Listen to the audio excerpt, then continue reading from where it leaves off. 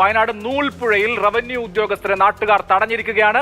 സ്വയം സന്നദ്ധ പുനരധിവാസ പദ്ധതിയുടെ ഭാഗമായി അളവിനെത്തിയ ഉദ്യോഗസ്ഥരെയാണ് തടഞ്ഞത്. സ്ഥലം വിട്ടു നൽകാൻ തയ്യാറാകാത്ത ആദിവാസികൾ ഉൾപ്പെടെയുള്ള 300ഓളം ആളുകളാണ് പ്രതിഷേധിക്കുന്നത്.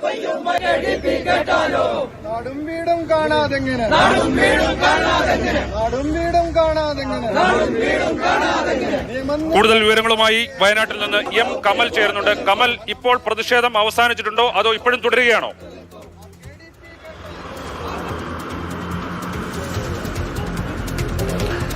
രാജീവ്, ഇപ്പോൾ ഈ ഉദ്യോഗസ്ഥർ മടങ്ങിപ്പോയിരിക്കുന്നു. അതുകൊണ്ട് തന്നെ ഈ വലിയൊരു പ്രതിഷേധം അവിടെ ഇല്ല. ആളുകൾ പിരിഞ്ഞു പോകുന്നതേ ഉള്ളൂ.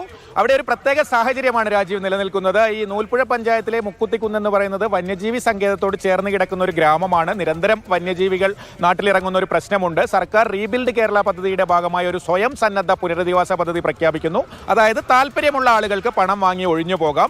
പക്ഷേ അപ്പോഴേക്കും നാട്ടുകാർ രണ്ട് ചേരിയിലാകുന്നു. കുറേ ആളുകൾ പോകാൻ തയ്യാറാണ്. ആദിവാസികൾ ഉൾപ്പെടെ കുറേ ആളുകൾ പോകാൻ തയ്യാറല്ല. ഈ പോകാൻ തയ്യാറുള്ള ആളുകളുടെ സ്ഥലം അളക്കാനാണ് ഉദ്യോഗസ്ഥർ എത്തിയത്. അപ്പോൾ എതിർവിഭാഗം തടയുകയാണ്. അവർ പറയുന്നത് കുറച്ച് ആളുകൾ ഒഴിഞ്ഞു പോയാൽ അത് വനമായി മാറും. അപ്പോൾ വന്യജീവി ശല്യം കൂടുതൽ രൂക്ഷമാകും. ഞങ്ങൾക്കിവിടെ താമസിക്കാൻ കഴിയില്ല. അതുകൊണ്ട് ഈ പദ്ധതിയെ അവിടെ നടപ്പാക്കരുത് എന്നാണ് ഒരു വിഭാഗം ആളുകൾ ആവശ്യപ്പെടുന്നത്.